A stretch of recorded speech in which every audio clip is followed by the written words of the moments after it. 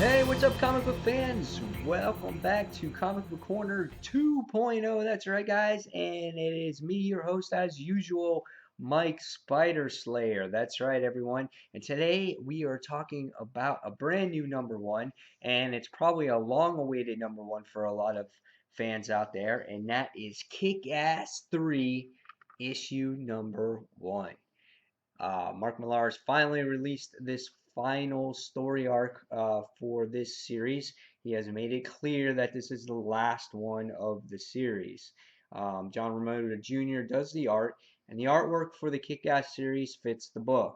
I'm not a huge John Romita Jr. fan, but however, for Kick-Ass, this is the only art we're used to seeing. It's not a Spider-Man or anything else, so the art is gritty and it fits the book itself. Um, I'm totally looking forward to this whole series. Issue one was just the start of this particular story arc, and there's many different covers of this particular book. I think there's 6 variants altogether, and if you get all of them, uh, it'll say a saying on the bottom. Here you can see 2 of them, and one says "Evil prevail forever" or something like that, whatever it says. But nevertheless, it's a cool cover. I like this one the best just because it has David on there, or Kick-Ass as you know him, sitting there with the clubs. So what is the story about now? Well, in Kick-Ass 2, we got to see Hit Girl Mindy. She actually gets captured by the police. And since that series, we've already had the Hit Girl series come out, and you thought, oh, well, maybe they're going to touch on that for getting out of jail at that particular time. But in this series, this is where it continues. The Hit Girl series had nothing to do with that. So this actually continues here. And right here, you can see what happens right away when Mindy actually gets put in the police car or the van or whatnot. And she writes a letter to Dave, and she's writing like I said, a letter, and David's reading it, and he's reading it to his friend Marty, and he's sitting there saying, "Holy shit, we got to bust out Hit Girl." He's like, no way, dude, that's crazy. And then Dave's like, no, we have to. We owe it to her. You know, what is it, Justice Forever, I think is their league name. So they said, we'll just let low and, we'll go bust her out of jail. And Hit Girl left them specific instructions on what to do, in order to be successful in breaking her out of the joint. So 6 weeks passes. They get the team together. They're all coming together.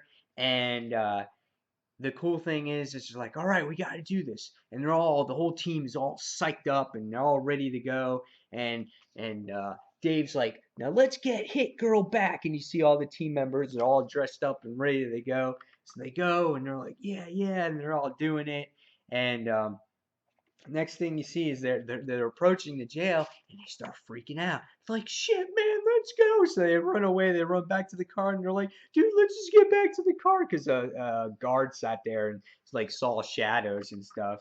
And so they're all a bunch of idiots. And then Mindy's sitting there waiting in prison. And 6 months goes by and she's still sitting there in jail. And she's like, bunch of pussies, you know? So she's still waiting in jail. And in this meantime, Dave is just moving on with his life. His buddy Todd moved on to college. He went to Harvard, and you see that they all graduated high school. They all got jobs and things like that, which is really cool. Not really much action in this particular issue, but there was a lot of story. But it sets up things to come. Um, Hit Girl goes into this specific, like, or I'm sorry, Kick-Ass goes into the specific pool hall and he's looking for this guy that's been doing burglaries around the place. And they go and they search for him, and Marty and him do their thing that they have to do to capture the guy. And then the funny part in this particular issue is that Kick-Ass is having this thing with this guy called Juicer, this hero, and no one's living in the headquarters. It's like supposed to be the Justice team, the Justice Forever team, and where they have their meetings and they hang out and they stay every once in a while. Well, this one guy Juicer sitting there living there, and Kick-Ass is like, dude, come on, you can't disrespect Hit Girl like that. It's like, I need money. It's like, this saves me some money. I need to stay here. Kick-Ass like, dude, come on, bro. You can't disrespect the headquarters. What would Hit Girl think if we saw us all sitting around doing shit? And the next thing you see this car pull up, and it's Hit Girl's car. And Dave is like, dude, you gotta be kidding me. Because it's this guy's juicer's girlfriend in here. And she's like, dude, I went to the store, I bought food, I bought the X-Men, or I bought the Avengers DVD set so you can go to that movie marathon and stuff like that. And Dave's just having this whole thing about, come on, man, we when we don't do anything, evil does. He's trying to get the team back together. So he's going to have this specific meeting, and he's going to get the whole team back together. Well, by the end of the issue, you get to see um, what's it called? Kick-Ass go out on his way, and he's just going to go out of town for a while. And where was it that he's going? Oh yeah, he's just going out on patrol for a while. And next thing you see is he gets stopped by by a couple of thugs, and he's held at gunpoint, and he's by himself. So how he deals with it, I don't know.